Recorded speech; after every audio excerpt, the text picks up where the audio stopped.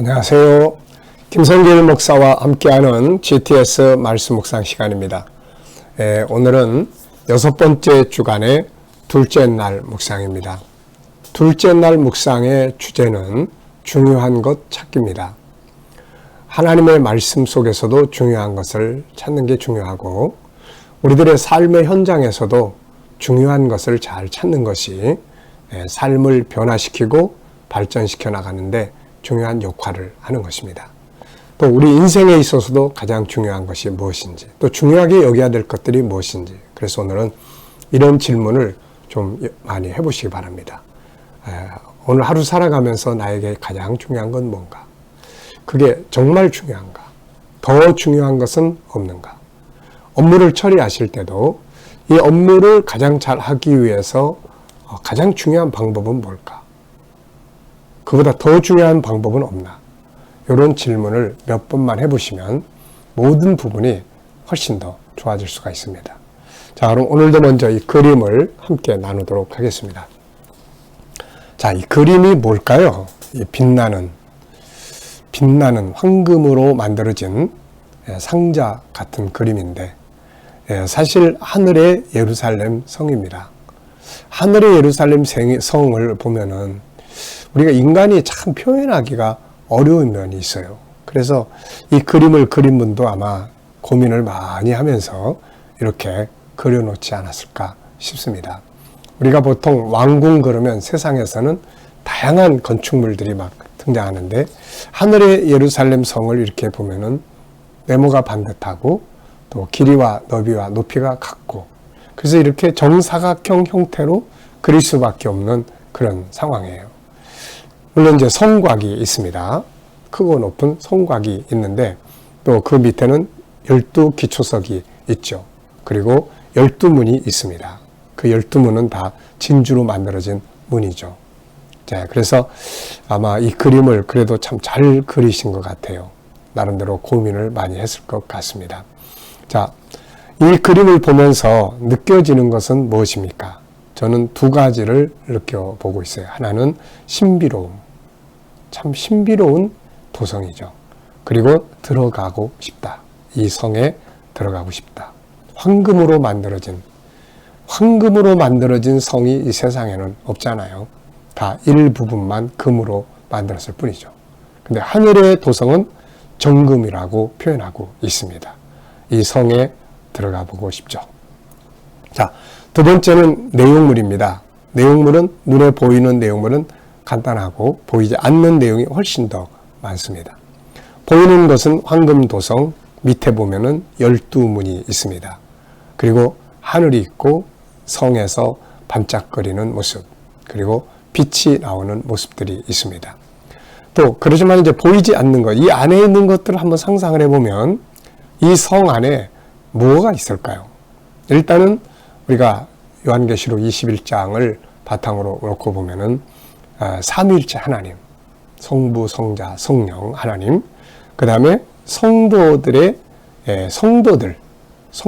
이 안에 있고, 그리고 천사들이 있고, 그리고 생명수 강이 흐르고 생명나무들이 열매 맺는 이런 장면들을 우리가 그려볼 수가 있을 것 같습니다.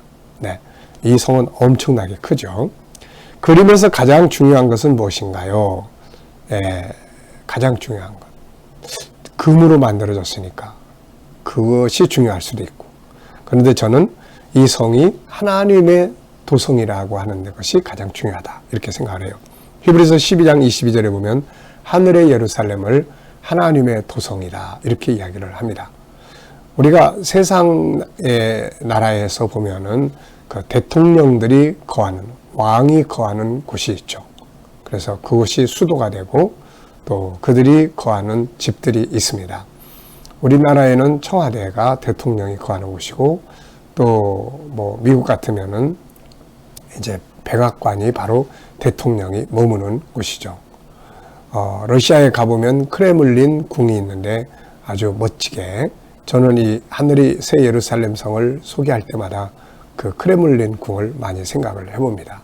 정말 멋진 건물들로 만들어진 곳인데, 바로 그런 곳들 있죠. 그래서 이 새 예루살렘 성은 천국의, 새하늘과 새 땅 천국의 수도입니다. 하나님이 거하시는 곳이죠. 이곳에서 만국을 통치하시는 하나님의 통치하심이 이루어지게 되는 곳입니다. 자, 네 번째입니다. 이 그림을 보면서 떠오르는 이야기나 사람들, 성경 구절 적어보기입니다. 저는 먼저 계시록 21장 2절에 새하늘과 새 땅에서 또 거룩한 도성 새 예루살렘 성이 내려오는 장면을 요한이 보고 기록을 했죠. 또 두 번째는 갈라디아 4장을 보면 바울 사도는 이곳을 갔다 온 사람입니다. 그래서 바울 사도는 위에 있는 예루살렘과 아래에 있는 예루살렘이라는 표현을 쓰죠. 이 하늘에 있는 예루살렘의 모형이 바로 중동에 있는 이스라엘에 있는 예루살렘입니다. 그래서 그 예루살렘을 보면 하늘의 예루살렘을 생각할 수가 있게 되는 거죠. 그래서 바울은 위에 있는 예루살렘, 이것을 히브리서 12장에서는 바울 사도는 하나님의 도성이다, 이렇게 이야기를 적어놓고 있습니다. 자, 그리고 이제 세 번째 이 내용을 보면서 인간의 본능, 사람들이 왜 금을 그렇게 좋아할까 생각을 해보니까 인간은 결국 이 정금으로 만들어진 하나님의 도성에서 살게 되잖아요. 또 우리 각자의 처소도 아름다운 황금, 보석, 다양한 보석들로 만들어져 있지 않습니까? 가장 좋은 재료로. 그래서 인간은 보석을 참 좋아합니다. 일본 오사카에 가보면 우리나라를 침략해왔던 히데요시라는 사람이 차를 마시던 방이 있습니다. 근데 그 차를 마시던 방이 바로 다 금으로 만들어졌어요. 그래서 거기를 가서 보면서 야, 사람이 참 금을 좋아하는구나. 그냥 뭐 금잔 정도가 아니라 사방 벽이 다 황금으로 다 붙여놓은 거죠. 이렇게 거기서 차를 마시는 거예요. 네, 차 맛이 어떨지 말이죠. 어떤 사람들은 화장실의 변기를 또 금으로 만들어 놓은 사람도 있고, 거기 앉아서 변을 보면은 변이 황금으로 바뀔 수 있을까? 뭐 이런 생각도 좀 해봅니다. 인간의 본능이죠. 인간은 본래 이런 데서 살게 돼 있어요. 그래서 이런 보석들을 좋아하는 겁니다. 자, 네 번째는 이제 러시아 모스크바, 아까 이야기했죠. 크레물린 궁 안에 들어가면은 굉장히 오래된 몇백 년씩 된 이 성당들이 있어요. 근데 그 성당의 지붕이 다 진짜 금이에요. 공산주의 시절에도 그 금을 안 벗겨냈습니다. 그래서 그 금이 햇빛을 받아서 아주 반사되는 이런 장면들을 볼 수가 있습니다. 저는 그거를 볼 때마다 하늘의 새 예루살렘 성을 생각을 해요. 모스크바에서 세미나 할 때는 항상 이 새 예루살렘 성, 천국 새하늘과 새 땅을 가르치고 난 다음에는 이제 그 성에 가서 한번 그것들을 보면서 이제 이야기를 하죠. 자, 이 그림을 가운데 놓고 앞에 그림과 뒤에 그림을 상상해보는 내용입니다. 이 그림을 여기 놓고 앞에는 땅에 있는 예루살렘, 그러니까 모형을 만드는 땅에 있는 예루살렘을 그려볼 수 있을 것 같고요. 다음에 그림을 그리면은 이 성 안으로 들어가서 벌어지는 장면, 수많은 성도들이 자기 영광을 가지고 하나님께 영광을 돌리고 생명수 강가를 거니는 이런 장면들을 그려볼 수 있을 것 같습니다. 과거에 내가 오늘의 나를 만들었고 오늘의 내가 뭘 준비하느냐에 따라서 미래의 나를 만들 수가 있다 하는 것을 기억하시기 바랍니다. 자, 오늘도 우리 본문 말씀 구조는 446. 네, 구조는 446입니다. 4는 새하늘과 새 땅의 내용, 그리고 또 뒤에 4는 하나님께서 이제 이루었다고 선포하시는 내용, 그리고 기업으로 주시는 내용이고, 마지막 뒤에 6은 이제 새 예루살렘 성이 하늘에서 내려오고 그 구조를 이야기를 하고 있습니다. 자, 같이 읽어보겠습니다. 또 내가 새 하늘과 새 땅을 보니 처음 하늘과 처음 땅이 없어졌고 바다도 다시 있지 않더라. 또 내가 봄에 거룩한 성 새 예루살렘이 하나님께로부터 하늘에서 내려오니 그 준비한 것이 신부가 남편을 위하여 단장한 것 같더라. 내가 들으니 보좌에서 큰 음성이 나서 이르되 보라, 하나님의 장막이 사람들과 함께 있으며 하나님이 그들과 함께 계시리니 그들은 하나님의 백성이 되고 하나님은 친히 그들과 함께 계셔서 모든 눈물을 그 눈에서 닦아주시니 다시는 사망이 없고 애통하는 것이나 곡하는 것이나 아픈 것이 다시 있지 아니하리니 처음 것들이 다 지나갔음이로라. 보좌에 앉으시니가 이르시되 보라 내가 만물을 새롭게 하노라 하시고 또 이르시되 이 말은 신실하고 참되니 기록하라 하시고 또 내게 말씀하시되 이루었도다. 나는 알파와 오메가요 처음과 마지막이라. 내가 생명수 샘물을 목마른 자에게 값없이 주리니 이기는 자는 이것들을 상속으로 받으리라. 나는 그의 하나님이 되고 그는 내 아들이 되리라.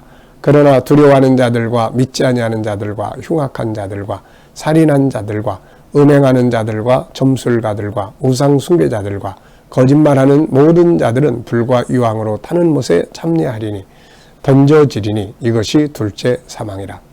7 대접을 가지고 마지막 7 지향을 담은 7 천사 중 하나가 나와서 내게 말하여 이르되 이리 오라. 신부 곧 어린 양의 아내를 내게 보이리라 하고 성령으로 나를 데리고 그 높은 산으로 올라가 하나님께로부터 하늘에서 내려오는 거룩한 성 예루살렘을 보이니 하나님의 영광이 있어 그 성의 빛이 지극히 귀한 보석 같고 벽옥과 수정같이 맑더라. 그 높은 성곽이 있고 12문이 있는데 문에 12 천사가 있고 그 문들 위에 이름을 썼으니 이스라엘 자손 12지파의 이름들이라. 동쪽의 세문, 북쪽의 세문, 남쪽의 세문, 서쪽의 세문이니 그 성의 성곽에는 12 기초석이 있고 그 위에는 어린 양의 12 사도의 12 이름이 있더라. 아멘. 자, 어제와 오늘 감사한 일 적어 보시기 바랍니다. 자, 1번입니다. 본문은 처음 창조하셨던 지구와 우주가 사라진 후에 세 번째 하늘이라고 부르던 새하늘과 새 땅과 천국의 수도인 새 예루살렘 성이 나타나는 장면입니다. 본문에서 가장 중요한 것은 뭐라고 생각하나요? 네, 다 중요하죠. 근데 특별히 저는 새로운 세계, 이 새하늘과 새 땅은 새로운 세계예요. 이 지구, 이 세상과 똑같은 곳이라면 글쎄요, 네, 별로 소망이 안 생기죠. 죽음 그대로 있고 거기 가도 아프고 병들고 약한 자는 약육강식에 의해서 약한 자는 소외당하고 멸시당하고 뭐 그런다면 거기가 과연 무슨 재미가 있을까요? 그런데 천국은 새로운 곳입니다. 죽음, 고통, 괴로움, 아픔, 약육강식 이런 것들이 다 없는 존중함이 있는 곳, 복되게 행복하게 기쁨만 있는 곳이죠. 또 하나는 우리가 기업으로 누리는 곳이다.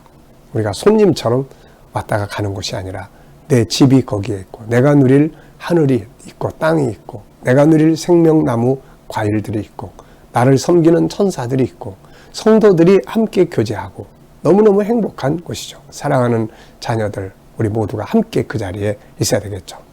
자, 두 번째입니다. 천국은 어떤 곳인가요? 3절과 4절을 보면은 천국을 하나님의 집, 하나님의 장막이라고도 이야기해요. 예수님이 요한복음 14장 2절로 3절에서 내가 아버지 집으로 간다. 그곳엔 거할 곳이 많다. 내가 너희 처소가 준비되면 다시 와서 너희도 나 있는 곳에 함께 있게 할 것이다. 이런 말씀을 하셨잖아요. 아버지의 집입니다. 아버지의 집은 자녀들이 유업으로 얻게 되는 것이죠. 자, 그리고 또 하나는 하나님과 함께 사는 곳이에요.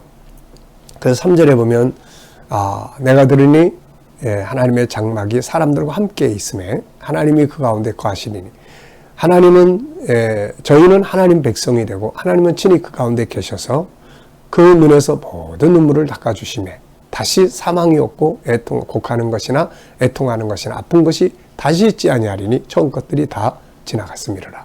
네, 정말 멋진 곳이죠. 자, 이 말씀을 보면서 느끼는 것은 무엇인가요?